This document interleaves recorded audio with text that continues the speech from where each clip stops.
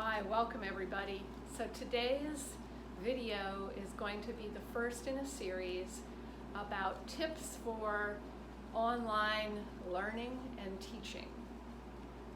So most of us are doing a lot more of that now than we were in the past. And I want you to know three things. One, it does not have to be as stressful on your visual system and on your body as it currently is. It can feel good, and it can actually be a very effective place to learn if you can give yourself a little bit of time. And when I say a little bit of time, I just mean 1 minute to include your body. 2, you do not have to be a body expert to include your body.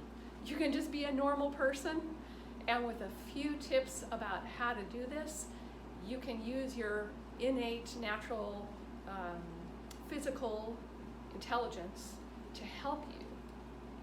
And 3, you can include your body while you're listening, seeing what you're really seeing, connecting with people online. Your body is beautifully designed to support you in doing that. All you have to do is touch base with it. Okay?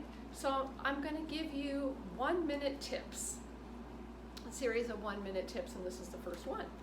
So one thing that really helps us include our body is because it's so big and it's so vast and it's giving you so much sensory information at once, when you're learning, you really can't pay attention to everything. You need to have one simple thing that you can do. And so in my Mobilignment work, we've discovered that our kinesthetic sense is actually very easy to tap into as long as you give it something specific. So I'm just going to give you 1 point to play with today in your entire week of online meetings or whatever you have to do. You can notice this point right now. It's called your tailbone. It's a beloved point of dancers, and it's the very tip of this little bone here. And so when you're sitting on a chair, it's actually kind of floating free. And when you're standing, it has a kind of a mobile or floating quality to it, unless you're stiffening. So it's just 1 point on your whole body. It's just 1 point. So you can know where it is in space without having to feel anything in particular. And this is your kinesthetic sense that you can use all the time, and that's actually designed to help you include your body while paying attention to stuff that's outside you.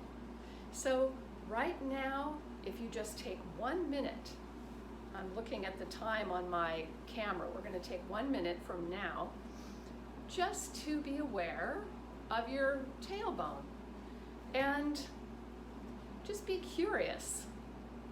You can listen to my words, you can see my image on the camera, you can see what is out beyond your computer.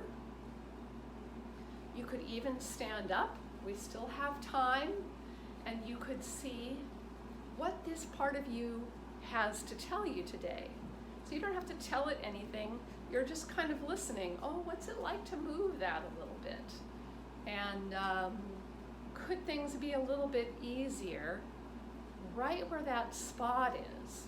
And then you can end your exploration by including an overall sense, right, of your whole body and knowing where that little point is in your body. And you're done. That was 1 minute. So I hope that was helpful.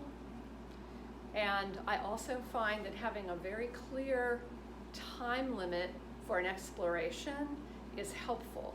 We need clarity and we need freedom to open up from our narrow focus on what we think we're supposed to be doing and be a little bit more inclusive in our awareness. And this really helps online because we really tend to focus in on the image and the little square and all of that. So this is the first of my online learning tips. Peace and love. Thanks for watching. Oh, and if you want to learn more about this in the learning and teaching space, I've got 2 webinars coming up. You can follow the link below this video. One is for online educators of all kinds, and that one's on August 10th, and the second one is on August 21st, and that is for online music education. So we're going to be talking about specific issues related to music and instruments. All right, peace, bye.